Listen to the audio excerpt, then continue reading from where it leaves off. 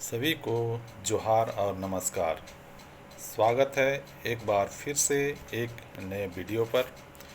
आज हम पहुँचे हैं झारखंड के एक और ऐतिहासिक धरोहर का साक्षी बनने। झारखंड के हजारीबाग ज़िले से महज 22 किलोमीटर की दूरी पर स्थित इस प्राचीन राजवंश के अवशेषों को देखने का मौका मिला। तो मैं खड़ा हूँ अभी रामगढ़ राज के कभी केंद्र हुआ करती पद्मा किला या पद्मा महल के प्रवेश द्वार पर। राष्ट्रीय राजमार्ग रांची पटना के बिल्कुल सटा हुआ मुख्य मार्ग से महज 2 किलोमीटर की दूरी पर स्थित है पद्मा का हवा महल। अभी जिस प्रवेश द्वार को हम देख रहे हैं वह राजमार्ग से बिल्कुल ही सटा हुआ है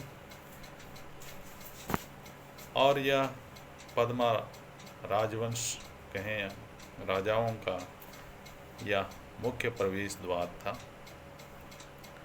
तो अभी हम चलते हैं अपने गंतव्य की ओर, पद्मा राजा का हवा महल। हमारा पहला गंतव्य है हवा महल। 1366 सदी के आसपास की कहानी बयां करती हुई ये महल देख सकते हैं। सीधे रास्ते हैं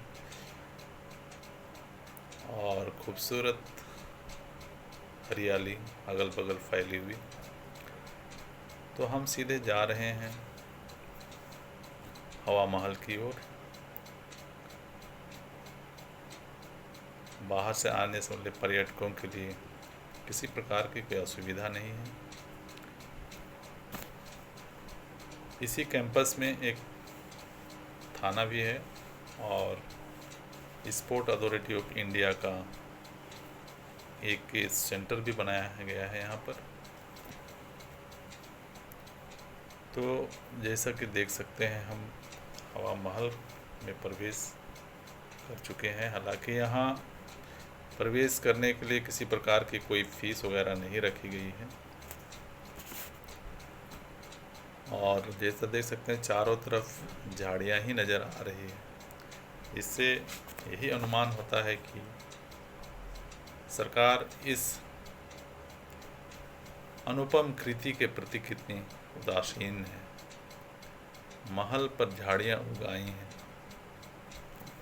दूर से देखने में यह अत्यंत प्राचीन लगता है और जैसे जैसे हम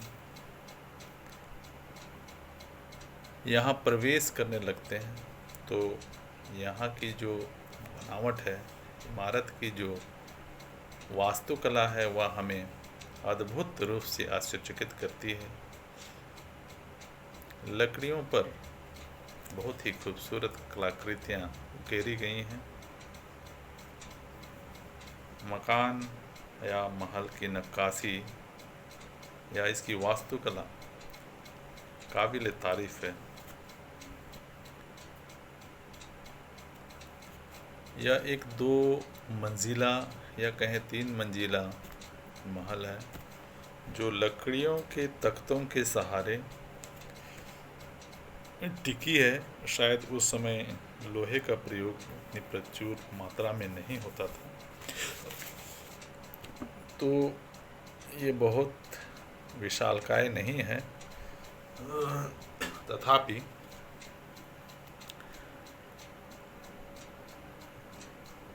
यह काफ़ी आकर्षक है।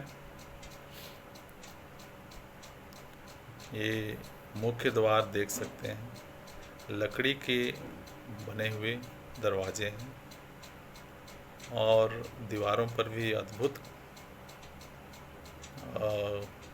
कलाकृतियाँ उकेरी गई हैं।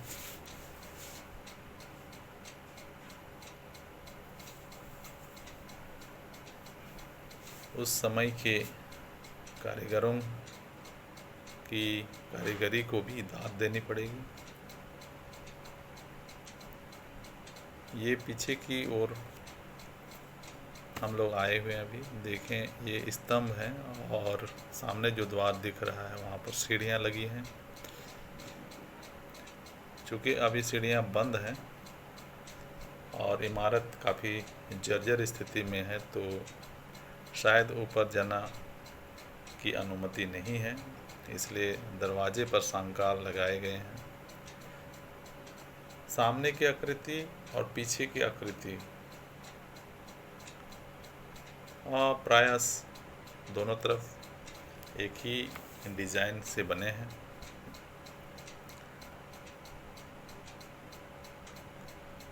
गुंबद भी काफ़ी खूबसूरत बन पड़े हैं। ये गलियारे हैं और यही वह सीढ़ी है, यहीं से वह सीढ़ी जाती है ऊपर की ओर। तो देख सकते हैं यहाँ पर ताला लगा हुआ है, तो हम नीचे की ओर ही घूम रहे हैं।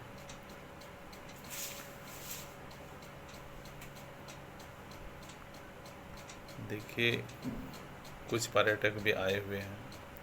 हालांकि बहुत अधिक यह प्रसिद्धि नहीं होने के कारण लोग यहाँ तक पहुँच नहीं पाते हैं, और सरकारी उदासीनता कहें, अगर सरकार की ओर से प्रयास किया जाए तो इसे एक अच्छे पर्यटक स्थल में तब्दील किया जा सकता है। थोड़ी सी मेहनत की आवश्यकता है, क्योंकि इमारत की स्थिति अभी ठीक नहीं है, जगह जगह से फटने लगे हैं, तो इसे पर्यटक के लिहाज से सुरक्षित नहीं माना गया होगा, शायद ऐसा हो सकता है।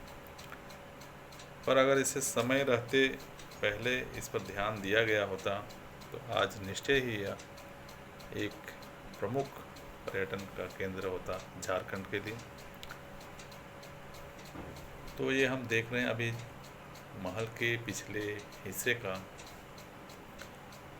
मैदानी इलाका है, और पीछे की तरफ जहाँ अभी हम जा रहे हैं एक खूबसूरत सा तालाब है, और तालाब पर भी कुछ निर्माण किए गए हैं जो हमारे समझ से बाहर हैं।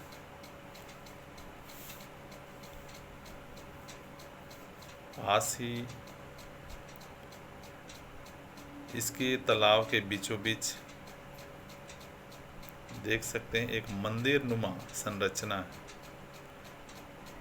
इसका निर्माण किस उद्देश्य से कराया गया था ये हमारी समझ के परे है, और सामने एक दीवारों की संरचना और उसमें कुछ छिद्र बनाए गए हैं, शायद पानी को छनने के लिए शायद ऐसा बनाया गया हो, जहाँ पर रानियाँ शायद स्नान करती थी। सीढ़ियाँ बनी हुई हैं नीचे की ओर जाने के लिए तालाब, और पास ही एक कुआं है यहाँ, जो कि एक परित्यक्त स्थिति में है, और इसके चारों ओर झाड़ियाँ। अब हम निकल चुके हैं इसके दूसरे ओर के दरवाजे पर, जो हमें ले जाती है राजा के निवास स्थान की ओर। ये सामने जो दिखाई दे रहा है राजा का निवास स्थान हुआ करता था, जो कि अभी पर्यटकों के लिए बंद कर दिया गया है, यहाँ पर प्रवेश करने की अनुमति नहीं है। तो इस खूबसूरत पर्यटन स्थल का अगर सही से संरक्षण किया जाए